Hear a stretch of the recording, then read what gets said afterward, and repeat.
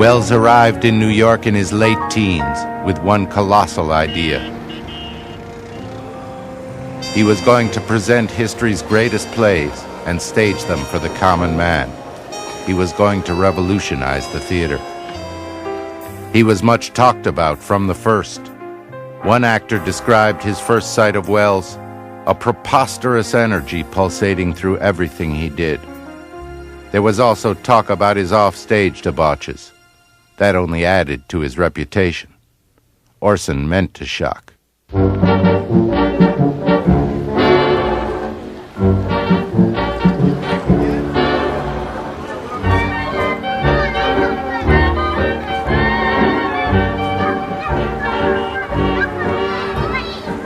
Wells' big break was on a scheme as improbable as he was. The Federal Theater Project was a part of the WPA, a Depression jobs program, with a fraction for the arts, which was why 137 unemployed black actors and stagehands were supposed to put on Shakespeare, Macbeth, in Harlem.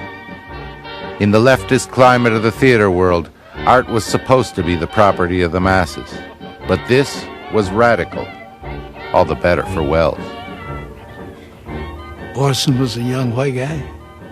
Took off his coat, stood in front of me, and said, "Just read for me. You don't have to do anything special, just read it."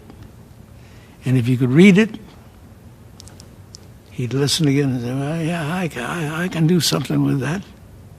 It was really ridiculous in a couple of instances because there was no way possible some of these souls were going to be able to read Shakespeare. But read they had to because they were told to read, and that was $21.86 a week.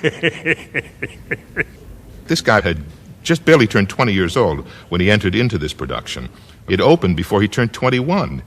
Here he's dealing with a cast of 80 to 100 people, seven or eight of which have professional experience. The vast majority of them have never been on a stage before, okay? And they're entrusting their entire life to this kid who has never directed anything, anywhere but at school. He knew what he wanted, and he was darn sure he was going to get it, one way or the other. If it took somebody's life, that was tough. You know, he cracked a whip. He abused people. He yelled and screamed.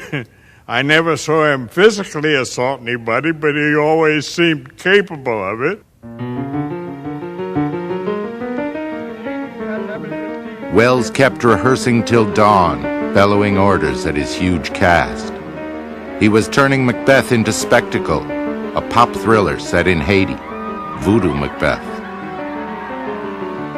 He was legend in Harlem even before dress rehearsal.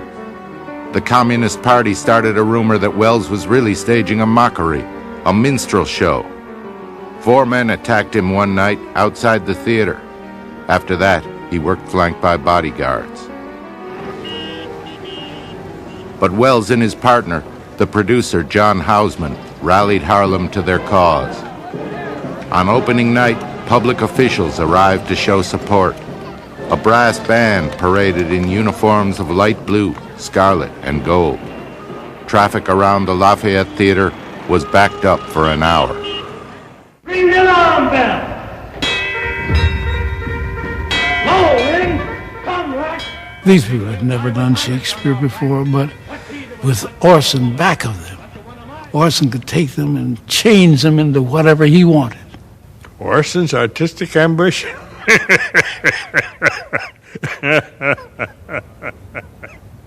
He felt that if he could do this with a group of black actors who were not versed in Shakespeare, what could he not do?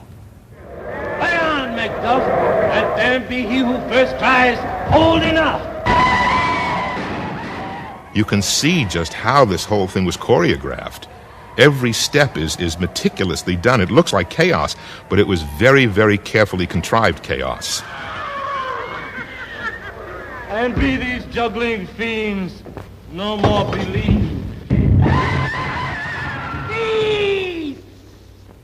The way he developed in those performers a sense of the performer's dignity and respect for himself. Orson somehow got those people to play those roles as though they'd been preparing for them all their lives. I think it's a great success in my life. Everybody who was anybody in the black or white world was there. And when the play ended, there were so many curtain calls that finally they left the curtain open and the audience came up on the stage to congratulate the actors. That was magical.